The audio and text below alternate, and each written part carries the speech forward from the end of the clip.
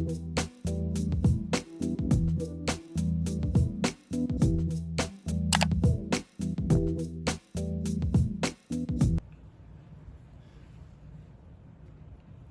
it's the Wave Report. This is Tremonte in front of the camera once again. Subscribe to the channel. Drop your comments below. I got a video for y'all. I guess Patrick got some topics for me, so I'm gonna answer some questions here, I guess. I don't know.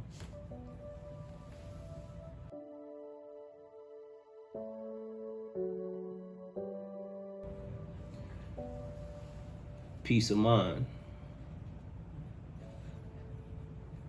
You gain peace of mind by letting go of the things you can't control.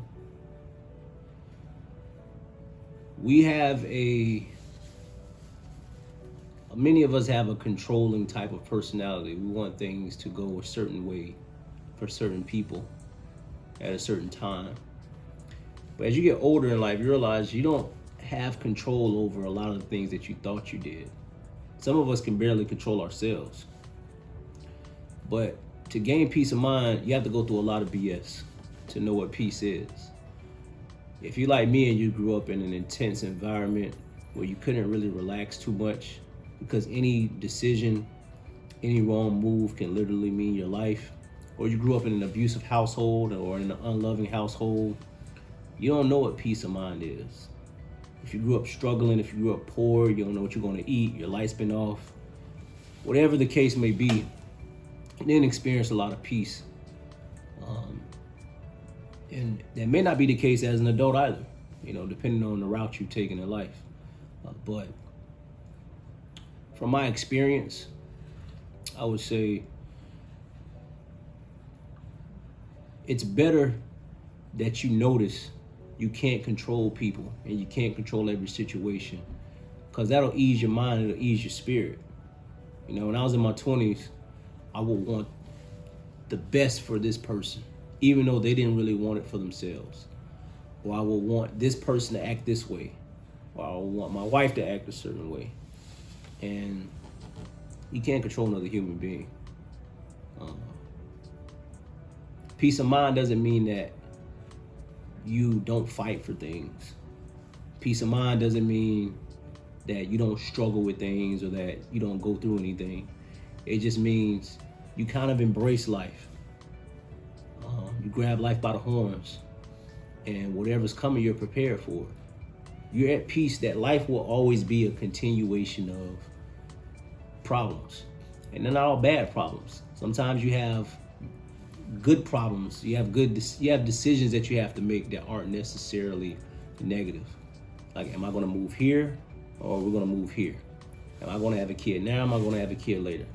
Do I want to go back to school now? Or those are good problems to have.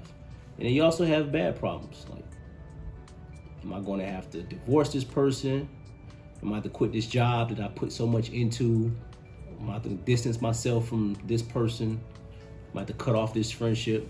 All these things, this is what peace of mind entails. And you're not at peace of mind. You don't have peace of mind 24/7. I get mad. I get mad as fuck. I get irritated by things, but I don't let things linger too long. If something happens, I deal with it then, but I don't let 30 minutes ruin my whole day. I like to live, love, and laugh, and I'm too blessed to let someone's words or let a small situation kind of get me out of character to the point I don't appreciate what's in front of me. So gaining peace of mind, it is work. It's constant work. It's not something you just attain and you just stay there. You have to work to keep it. So it's beautiful, man.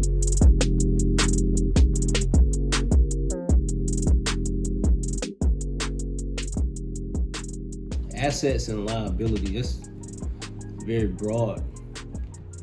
For example, let's say, a lot of us get hired. When you get hired to a job, you don't own anything. You don't own the company.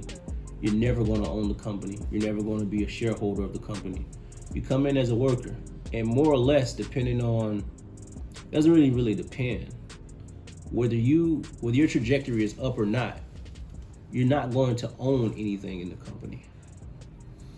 Some jobs will provide profit sharing and things like that, but you'll never have equity. That doesn't mean that you can't make yourself an asset to the company. And then you can leverage that with other companies if you ever decide to leave, or within the company to get a higher position or something that better suits you. It's always better than being a liability to a company, because any job can fire anybody at any given time. Pandemic or not, they can let you go if they decide they need to cut costs and production isn't where it needs to be.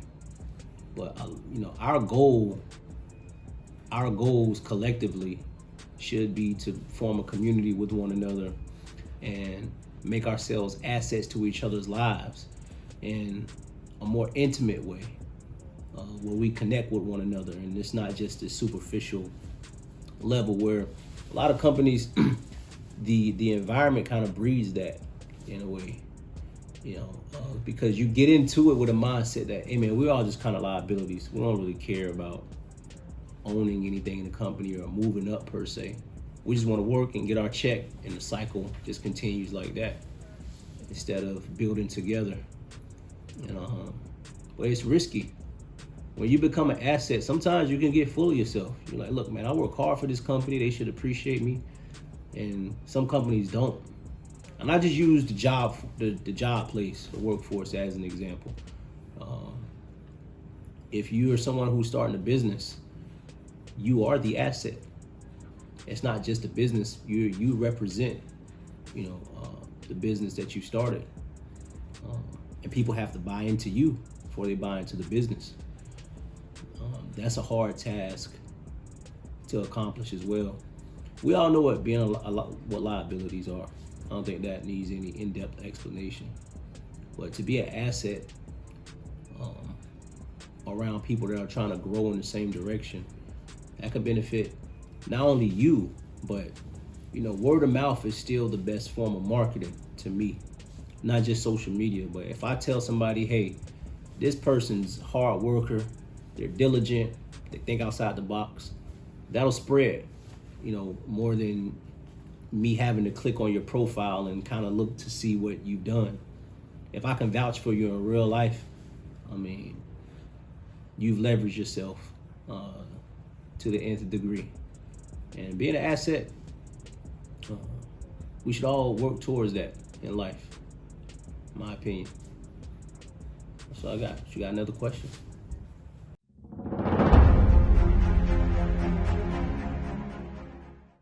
There are many reasons why people don't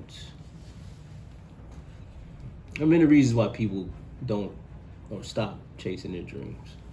Number one reason, people give up on themselves.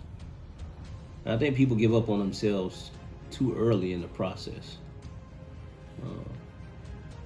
And it could be for a variety of reasons. Maybe the pressure from your family, the fear of failure is always there, always lingering. Maybe you're the first person to do it in your family. Maybe you don't have any support. Maybe you're thinking about big goals in such a short-term way that it seems impossible to achieve. Like, hey, I'm gonna make $1 million the first year. And that's not to say that it can't happen, but realistically, depending on the career path that you've chosen, it's probably not gonna happen that fast. If it does, you got struck by lightning. That's the odds. But people give up on themselves, and they measure themselves against other people who've already attained a certain level of success. Because if you just measure yourself by what you've done last week or last month, you'll definitely see some growth. I think people are too critical on themselves as well when they're doing things. Let me tell y'all something, man. Let me tell you something. The average millionaire in America, is it in the world? I think it's in America. The average millionaire in America is 62 years old. 62. So in a vacuum, you just think, man, I could just be a millionaire in my 30s or my 20s or whatever. But contextually, Many of us are not supposed to be millionaires until we're in our 60s. That's what the stats say. I'm not saying numbers don't lie. Numbers lie all the time. You know what I mean? They don't tell the whole story, but nonetheless, it's 62. Anyone who is a millionaire and they're 35 and below, they're like in the upper 1% of people who become millionaires. So I didn't even throw race into it. Don't even forget, like, if you're black. But it's like less than 1% of millionaires are under 35. But who do we see every day? On media, on social media, people sharing posts. Who do people follow? Most of these people are millionaires very young, but there's such a small percentage of the people in America. Most people in America don't make enough money to get by or to survive. And this all comes into the question of why people give up on it. You're measuring yourself against someone that became a millionaire at like 25. And you look at yourself in your 30s and you're paying bills and you can't really go on vacation like you want to, but you keep seeing this person here and they're always on vacation. They're always showing off their stuff, their materialism. You're like, man, fuck this. Pardon my language. I don't want to do this. Or even if you see someone's story, they're like, hey man, it took me 10 years to get to where I am. You're like, I'm not waiting 10 years. And all that stuff inhibits you from just processing things yourself within and setting up your own goals and measuring yourself by what you want to do and when you want to have it done. And that all contributes to the question, man. I think everyone should just take time to isolate themselves. I told my wife, this is something that I've done, and I do this periodically throughout the year. I'll strip myself of what I think I want, And I'll kind of like just be introspective to the point where, like, what do I want in life? I know this is sounding like simple, but like, what do I want? Not idealistically, but what do I really want? Like tangibly, what do I want to accomplish? What do I want to do in life?